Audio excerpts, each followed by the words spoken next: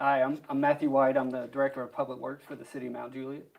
My name is Shane Shamner. I'm the Director of Engineering for the City of Mount Juliet. And most of you probably know me. I'm the Commissioner for District 2, Bill Trivett, and also Vice Mayor. And obviously today is bringing these gentlemen in just to be able to kind of wrap up the interviews with all the different departments. I know there's been a lot of talk when we're looking at the budget that's coming right around the corner, gentlemen. There's looking at kind of different departments from safety, parks and recs, and then all the way down to our building side of things and infrastructure. And I know this is kind of like one of these departments that we kind of overlook all the time, but we appreciate everything you guys do. So it's great that you guys are pulling together. Can you tell me a little bit about what you guys do? Because I don't think the citizens know that either. So Yeah, I like to consider the Public Works Department as sort of a Swiss Army knife. We do a lot of different things that maybe the public's not always aware of. But so under Public Works, we have 4 divisions. The first division is our right-of-way maintenance division. So that's road repairs, pothole repairs, roadway resurfacing, sidewalk, curb repairs. So it's general maintenance of the roadway infrastructure inside the right-of-way. Other things we do is guardrail repairs and installation, roadway striping the lines on the roadway, keeping those fresh and up to date so that they're visible for drivers, especially at nighttime. One thing we do is street sweeping. We sweep every single street in the city on a constant rotation to keep debris and sort of things out of a storm drain system, because those things can clog up storm drain systems. So we're constantly sweeping the streets, keeping them clean, looking nice in the city of Mount Juliet. Another thing we do is our brush collection service. So a citizen of Mount Juliet can sit out their brush beside the street. We'll come and pick it up and haul it off for them. Other things we do is right-of-way mowing along the edges of roads, clearing vegetation, so clear sight lines at intersections and keeping our roads safe in that sort of manner. And also in the wintertime, we do the snow and ice removal, keeping our streets clear and safe as best we can with the equipment we're provided. And lastly, when we get windstorms or tornadoes, we're the ones on call that'll come out and clear trees that have fell over across the roadway and getting the roads back open and safe. So that's all under right-of-way division. Another division we have is our traffic division. They're responsible for maintaining all of our traffic signals in the city. When I started, we had about 20 traffic signals. Now we're close to about 40. So we have 2 traffic signal technicians that are constantly going and upkeeping our traffic signals. A lot of those signal systems inside the cabinet have a lot of components, and those components go bad over time. They need constant replacing. So there's a lot of work involved to keep our traffic signals open. We also maintain the ones on state routes. The TDOT does not maintain traffic signals, so we're responsible for all the ones, even on state routes. And also in the traffic division, we keep up with all of our road signs, maintaining those, replacing if they get hit, installing new signs and whatnot. And also another division of Public Works is our fleet services. So we maintain all vehicles in the city of Mount Juliet, vehicles, equipment, and even our fire apparatuses and ambulances. So up until a few years ago, the Board of Commissioners have allowed us to build a new garage that is bigger and wider to be able to service fire engines. And we're able to bring that in-house, where before they were farming that out to private mechanics, which is it's quite a bit of cost savings there, bringing that in-house. I haven't calculated what those savings are, but talking to the fire chief, it's significant. So bringing all that in-house has really helped the city in cost. And lastly, what we do under Public Works is our capital transportation project. So that's road widenings, new sidewalks, greenways, new traffic signals, roundabouts. So those are new projects that we see from planning throughout construction. And we manage that and go after grants and things to help fund those projects. man, that's a lot. So with all that said, Public Works, we have 17 total employees, including myself, that does all that. So looking at other cities, we were running very lean, and we do well with the staff that we have currently. So That's amazing. yeah. Go ahead. I'm sorry. Now I was going to pass off to Shane. He's at the engineering department. It's a separate department, but he can kind of go through what they do. Yeah, it's good to be with you guys today. Matt's right. We run a pretty lean ship, but we do wear a lot of different hats. Primarily, director of engineering. I and my team and I oversee all of the commercial and residential development that come into the city. I don't get into zoning, but we look at all the plans and ensure that they are meeting code, city code, and engineering judgments used in the best interest of the city to make sure our residents are looked at. People use the comment about looking out for our residents when development comes in, smart development, different terminologies. I've got a staff that reviews plans for me from a traffic engineering perspective and a civil site perspective. Basically, your grading, your stormwater, and traffic engineering components that we all look at these plans together from different viewpoints. As Matt was talking about running lean, having those types of professionals on staff save the city a lot of money and provide on-call, at your fingertips information for our public and for the elected body, and it's invaluable. So when a project starts to when it's CO'd, we're there to see it. I've got one plans reviewer, a traffic engineer, and we've got 2 roadway inspectors, 2 stormwater inspectors, and 2 sewer inspectors that look at all of our development as it is being built. So I'm in charge of the plan review for construction, along with our traffic engineer and my plans reviewer, and we also look at floodplain. People talk about that during these heavy rain events. We've got a lot of rain this year, and that keeps our floodplain manager pretty busy. But we've got that in house, so that is, as Matt was talking about, some valuable components on the public works side. It's very valuable to have a good traffic engineer and a floodplain manager at our fingertips, because they field a lot of calls and they make me look good. Yeah, I was going to say in our district alone, I know we've had some recent development where like water is run off pretty fast, and obviously your team comes out to address that as quick as possible, and then gets with the developer to get that cleaned up. And obviously we can't always be proactive, when it comes to our developers, but I know your staff is always out there making sure that they are cleaning up and addressing the situation as quick as possible due to the weather. So that's great. That's a good point you bring up, because the city holds the grading permits for developers. So if they're out of compliance and we don't watch them or we don't enforce them, then the city can get in big trouble. So Absolutely. that's part of our enforcement arm during construction. Also, I serve as the sewer project manager, the wastewater project manager for capital projects and stormwater. As that department's growing, I'm helping out with the stormwater projects as well. So hopefully that one I'll probably hand off in the future as that department and fund grows. But I do sewer full time as well. Well, that kind of leads into my first question, actually. So, just obviously talking over with some of the citizens, there's a lot of question out there is how are we spending our money? Are we being proactive? Where were we last year to this year?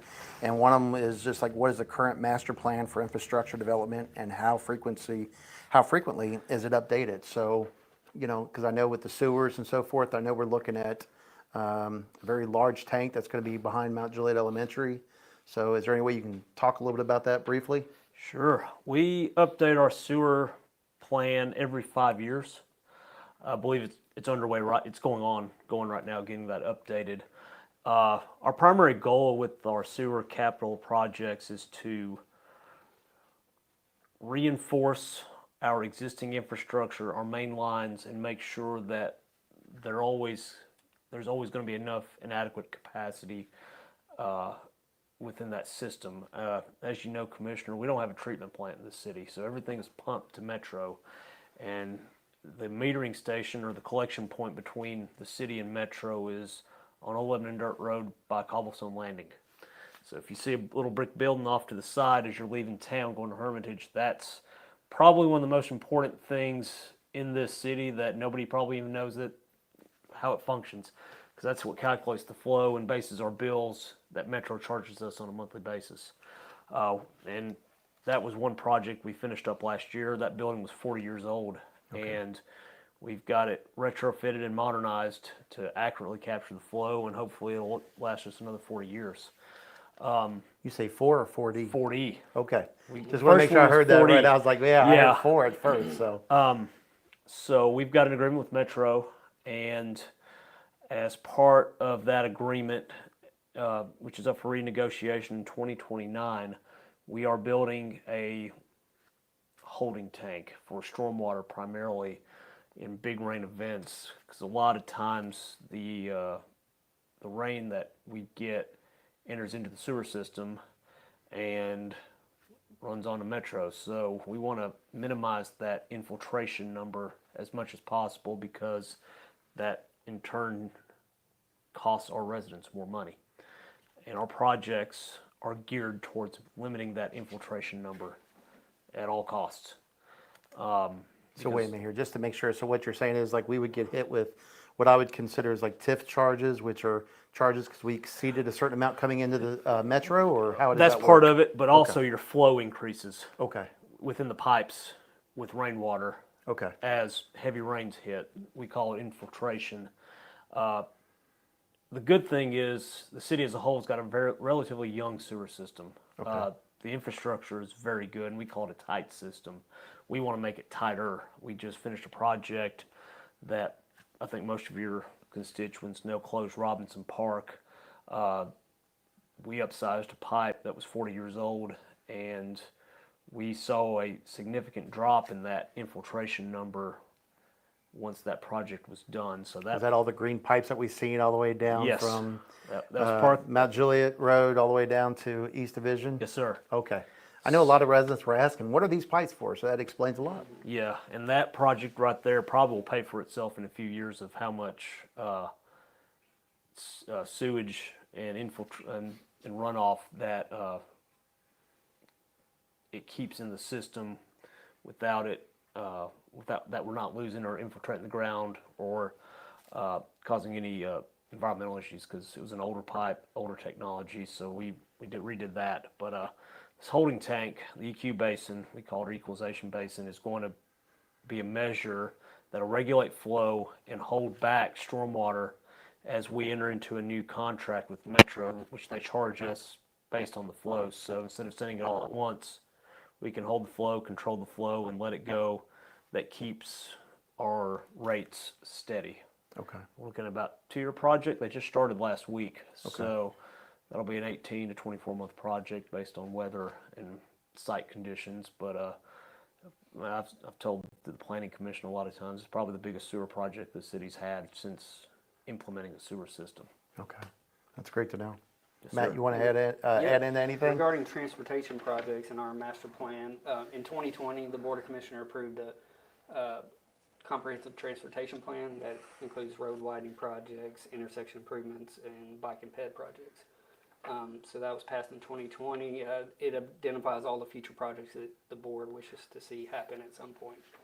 But it's not just city-funded projects. These could be developer projects. For instance, on the plan, you may see a new road going through a vacant property or undeveloped property. Well, if that property develops, the city can require them to build that road, which saves the city of Mount Juliet, the taxpayers, dollars if we can get private developments to do those improvements. So the document has all those projects listed in it. That can be found on the city's website under the Public Works Department. There's also maps included to show the project's locations and everything. So, and then recently, you guys adopted a safety action plan, which is also a master plan related to safety improvements that we can do to our roads to improve the safety of them. Tennessee, last time I checked, the state of Tennessee was the 7th highest roadway fatalities in the nation. So the reason why we're doing these safety documents is to come up with ways to improve the safety of our roads, so we're not contributing to that state roadway fatality number. So. Yeah, that's pretty interesting to hear that, especially when it comes down to some of our roads are, again, where a lot of citizens don't realize this, but some of our roads are county within the pockets of our city. Mm-hmm. And I think that's another opportunity for us to be able to make sure that we're good stewards, that we're working together with our county. But unfortunately, with some of these developments that may be on a county road, that's where we can be able to get the developers to be able to help out with some of those improvements. Is that correct? Is that how that works, or? As long as they access a city street, Okay, Yeah. we okay, can, that's good to we know. can ask for that. Yeah. So, Okay. So what about, like when it comes into, which areas of the city are prioritized on the infrastructure and improvements? Because I know, again, when I look at some of the things that our mayor has done with TDOT and the governor with the Central Turnpike, and then we're talking about some other improvements when it comes to Division, East and West Division, and then of course the biggest topic is going to be Lebanon Road. So can you tell us a little bit about what you guys are seeing, what you're hearing, and kind of go from there? Yeah, I want to take this opportunity to tell the public about our capital projects dashboard that's on our city website. This dashboard shows every capital transportation project that we're working on and gives all the detail and info and how much it's going to cost, and it has attachments in there that shows layouts and draft plans of the projects. Does it have timelines on there too to kind of give us a projected date, or if it's in process or what? A lot of that, if it's getting closer to construction, I put timelines on there, but a lot of times if it's early in the process, there's still a lot of unknowns regarding timelines. But yeah, some of the projects that are close to construction, we put expected to start construction this date. But yeah, that's all of our active projects we are currently working on, and you can get on there and see what all we're working on. But regarding, there's several projects we're coordinating with TDOT on. They're TDOT projects, but the city has a financial interest, or we're managing a portion of the project. And those are South Mount Juliet Road widening. That's the Central Pike interchange at I-40, and that's Central Pike widening between the interchange and South Mount Juliet Road. We're currently actively working with TDOT on those projects, and those projects actually made the TDOT 10-year plan. And so they're identified in there what years they're going to fund the construction phase of those projects. So South Mount Juliet Road is 2032. It will start construction. The Central Pike interchange at I-40 will start construction 2031. And Central Pike widening is 2030. So within 3 years, those are over $200 million worth of projects right there. That's amazing. In 3 years. I know a lot of people don't like to hear that it's that far out, but we're at the mercy of TDOT and when they can fit those projects into their overall state of Tennessee-wide plan of infrastructure improvements. But our $25 million contribution to the interchange is what got those projects into the 10-year plan. I have a strong feeling those wouldn't have made the plan if it wasn't for that $25 million and other financial contributions we've made to the other two projects. So that's a testament to you guys and your leadership and allowing that to happen. And you're the reason those projects are going to eventually happen. Yeah, that's interesting to hear that, again, something takes that long, right? But, Yeah. like I try to explain to a lot of our residents and our neighbors, I hate to call them constituents because that's what they are. They're our friends and neighbors and just family members. But, they don't realize that there's so many things that you guys do, work with the different authority having jurisdictions, the different landowners. There's so many different things that we've got to be able to pick up. So by the time we break ground on that project, That's we're, the last step. yeah, I know. Yeah. So, typically what's 2 to 3 years to get a big project like that going? No, it's actually longer. So a major road widening project, let's take Old Lebanon Dirt Road, for example. That's going to be starting construction next year.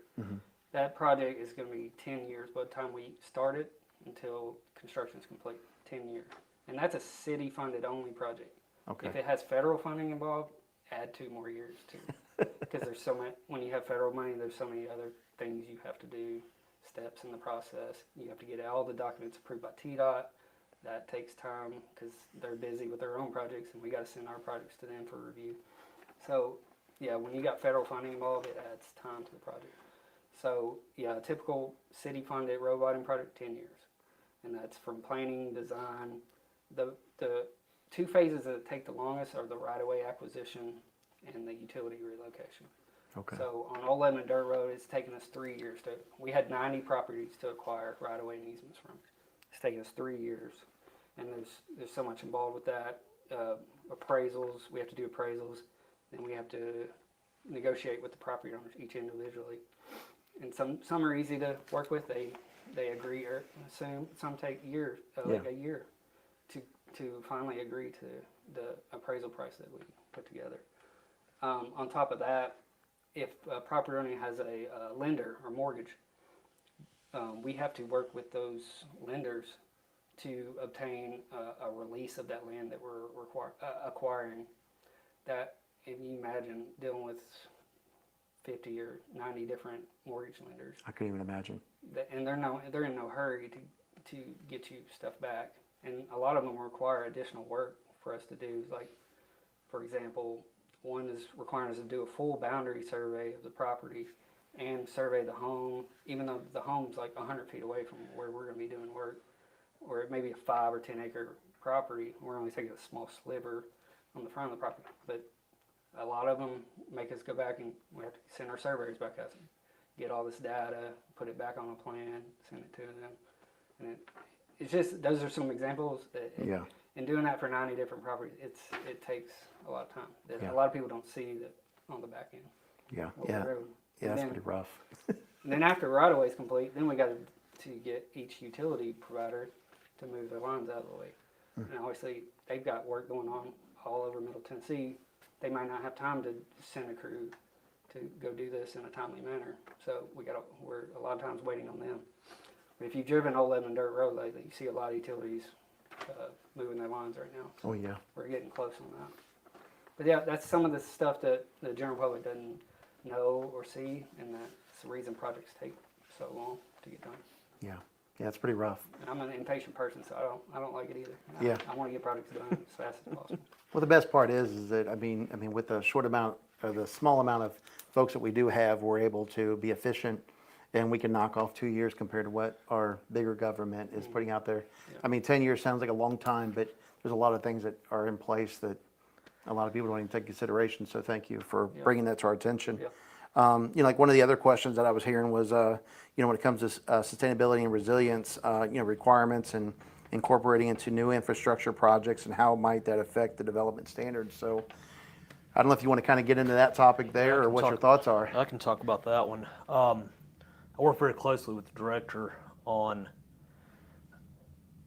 public improvements that are done by developers, and that's also with our traffic engineer in mind. So when somebody comes in to start or propose a development to the city, one of the first things we have them do is a traffic study. And people use that term a lot, or MTA or TIS, there's a lot of different terminologies, but a document that analyzes the impact of the roadway network and traffic that a development will bring in. So there's a lot of moving parts with that. A lot of developers don't want to do those things either. But you as the board member, they have to propose their project to you and what they're going to do to make sure that it's a win for them and it's a win for you representing your constituents. There are many developments in the city right now that have been approved, that are under construction right now, that are providing significant roadway improvements that are no cost to taxpayers, such as the Bender's Cove development that's just north of Joy Church. They're providing infrastructure improvements on Bender's Ferry. They're widening it to 3 lanes from their northern property line all the way down to the traffic signal at Lebanon Road. That's going to provide a big impact for traffic and mitigate some of what's going on out there right now. No cost to our taxpayers. And currently, right now, we've got 2 or 3 road closures due to the summer school being out in the summer, to accelerate road improvements for the Waterford Park development, McFarland Farms, and what's the other one? Blanking on it. Pleasant Grove Roads apartments that are being built. A lot of stuff that we, like Director White was saying, that we need to have done, that are needed and are being triggered with development, that are no cost to the city or to our taxpayers. So that's the benefit of having a traffic engineer in-house, is you've got somebody that analyzes the traffic impacts, roadway impacts from the beginning of a project all the way to the end. And that even includes setting up detours. He reviews all of our plans to make sure that our detours function effectively. And for most residents that follow them, they always got a couple that don't like it. Yeah. But sometimes you have to take that bullet now to accelerate and get these roads back open for when school starts. That's what primarily dictates our calendar, and that's what's working with Director White. Make sure the developments are phased properly and do what they're supposed to do, Yeah. and not completely shut down our transportation network. Yeah. No, go ahead, Matt. One thing on resiliency that you were talking about, one thing we do in the city is all of our new traffic signals, and a lot of our existing ones are placed on steel poles and mast arms. Okay. The reason we do that is that provides resiliency during windstorms. If you drive through other cities, a lot of them have wood poles and a span wire. That's, Oh yeah, I've seen those we many got a times. few still in the city Yeah. that we'll eventually replace, but those things, if a car hits that pole, that signal's down. Or we get a windstorm, that signal can be wiped out. Yeah. So the one thing we've done since, I guess, when Andy Barlow came on as director, he really pushed that our standard is a steel pole mast arm. Yes, it costs more in the beginning than a wood pole and span wire, but in the long run, it's going to pay for itself. Yeah, I see those breakaways down at the base of them, so this way they're quicker to replace if it needs to be. And obviously, going out, redigging a big hole in the ground, especially in Tennessee with rocks, Yeah. could take more time. And then, of course, we're going back straight back with wood. So there's going back to steel is always going to be better. So that's great. And that's the standard we keep the developers to Yeah. as Yeah. well. When such as coming online this summer, fall will be a new traffic signal at Sprouts, Everett Downs. Okay. So that'll be the next signal coming in, and that's, like I said, another privately funded. And there may be a situation where we allow wood pole and span wire, Yeah. and that would be in a temporary situation. When we know a major road widening project's coming, and Okay. a developer has to put in a signal at this intersection, and we know that project's going to wipe it out Okay. because it's going to get widened. Sometime we haven't done this yet, but it's a case where we might allow that. So be Instead of given a temporary. variance of some sort. Yeah. I got you. Yeah, it makes sense. It does. When it comes down to, how's the city coordinate the infrastructure and planning with regional transportation authorities and the major transportation projects are in the pipeline? So I know we kind of touched on that a little bit, but is there anything you guys want to add to that or thoughts? So I'm a voting member of Transportation Coordinating Committee. It's a regional committee in Nashville, centered around all the counties and around Nashville, and also the Transportation Policy Board. So I'm a voting member on these boards, and these boards control all the flow of federal money through the state to the local governments. So being on these committees and boards is instrumental in us getting federal dollars for our projects. And one of the reasons we've been able to get over $40 million in grant funding in the last 8 years. So a lot more grant money is coming in the future when these big major road widening projects are coming along, and we go after more grants. But being on those boards is instrumental in Magic's success in funding our transportation projects. That's amazing. $40 million we were able to bring back to the city. So that saves the taxpayers on the, like altogether, but then it also gives us the ability to go ahead and start, thinking long-term of, future growth of our city and citizens. Speaking with the police and fire, like they talk about our numbers where it comes down to, they've been able to increase times to responses because of better equipment, better response times because of our traffic. Can you guys kind of, I know I'm going to throw you a curveball question here, but how do you guys work with, when it comes down to the development and, the first responders? How do you guys get them involved to make sure that the areas are properly sized for the equipment as well as making sure that they can get in and get out, safely? During the planning process, or what we, before a project goes before the planning commission or your body, the fire department is very instrumental in the plan review to look out for those criteria, radius turnarounds, emergency access, sprinkler protection.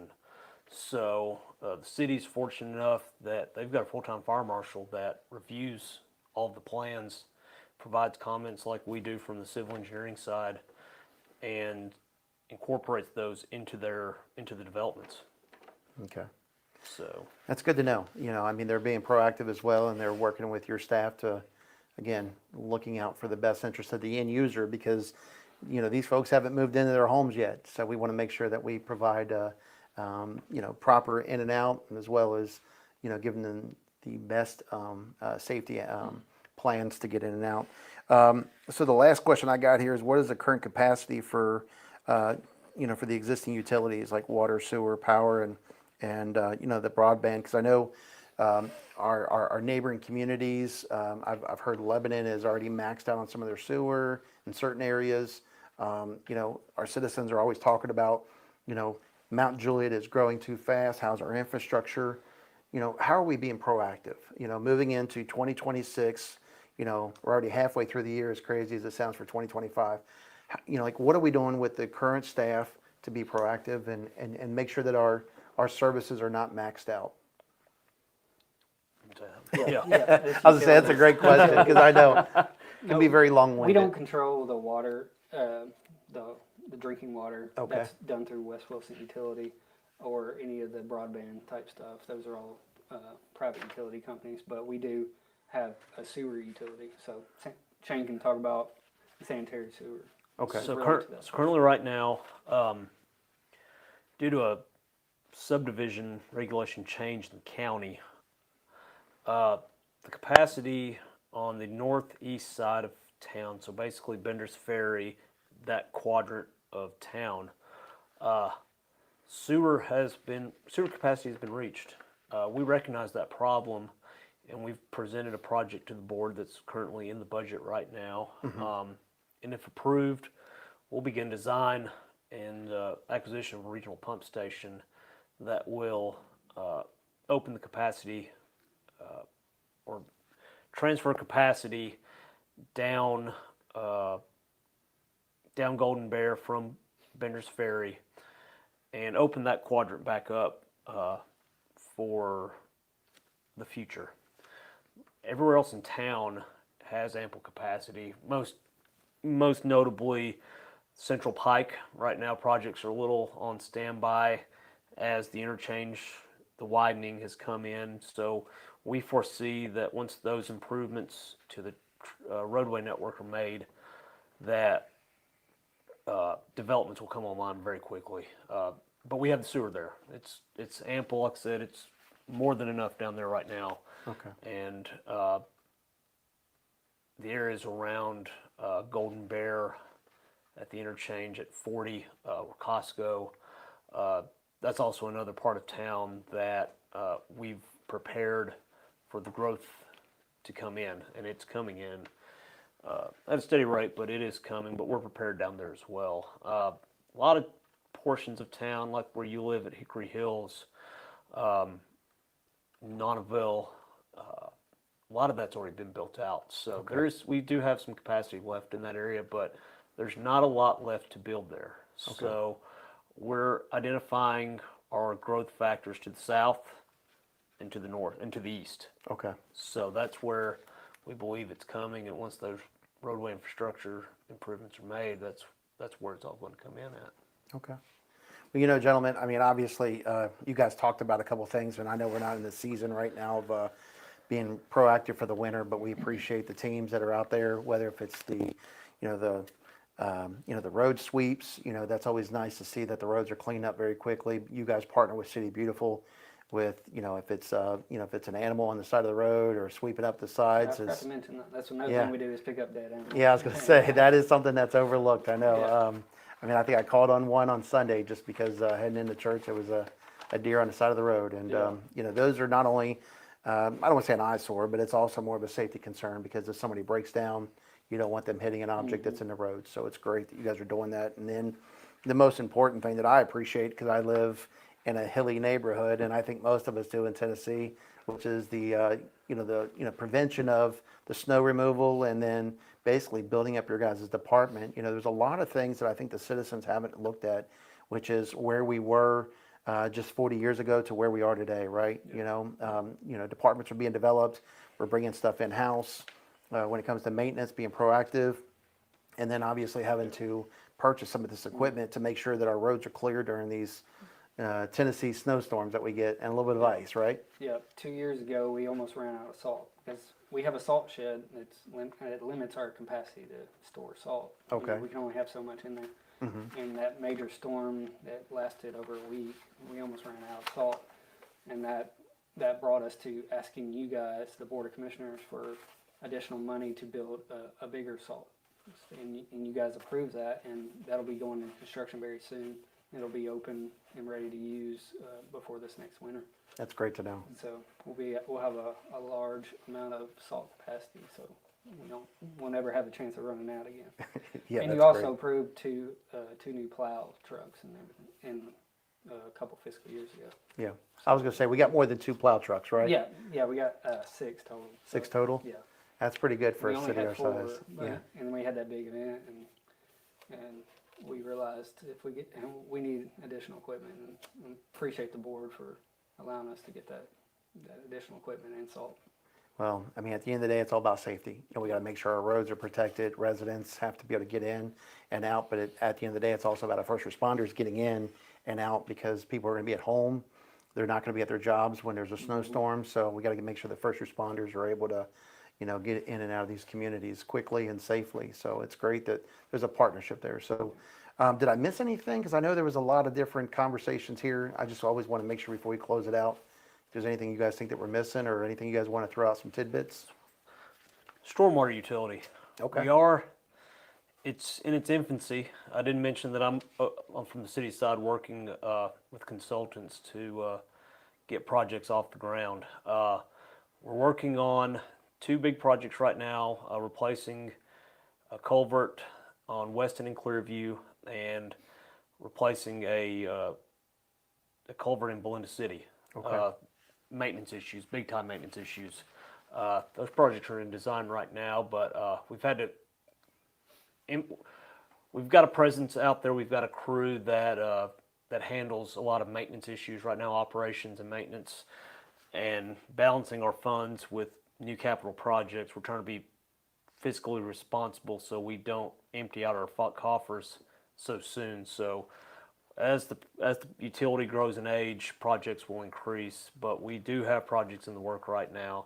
Hopefully we get to construction this year. And another one is so with the widening of Old Lebanon Dirt Road, we're trying to mitigate some flooding in that area Okay. as well. And so I'm going to be asking to pull some of the stormwater utility funds to cover this work to mitigate flooding with the road widening project.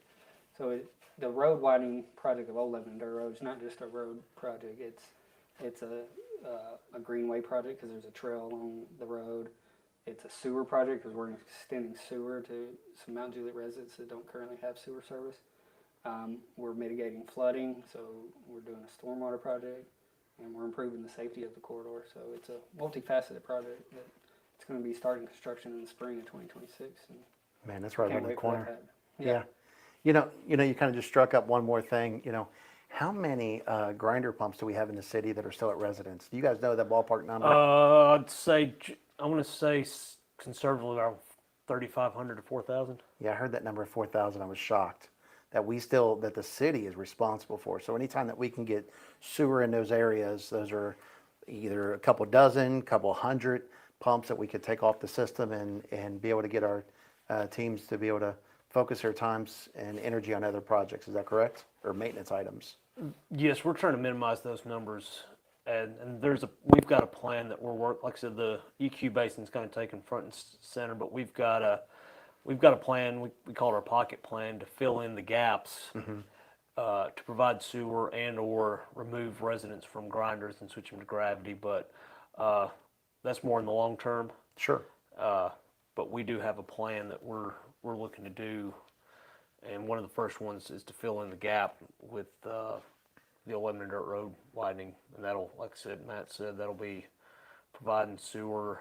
Ultimately, if the board approves it, that will ultimately provide the residents of Page Drive sewer. That'll get them the route with another project to service that neighborhood, which probably is decades old, and Yeah, they're currently on septic systems Okay. onto city sewer. So that's coming down the road.